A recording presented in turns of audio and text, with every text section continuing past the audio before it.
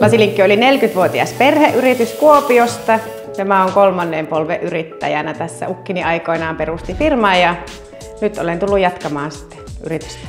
Ollaan kansainvälistymässä meidän omalla Essence by Lasilinkki -sisustuslasi-brändillä ja vahvasti valtakunnallisia jo tänä päivänä. Meitä on 13 henkeä töissä ja kovasti eteenpäin ollaan menossa. Vapaus.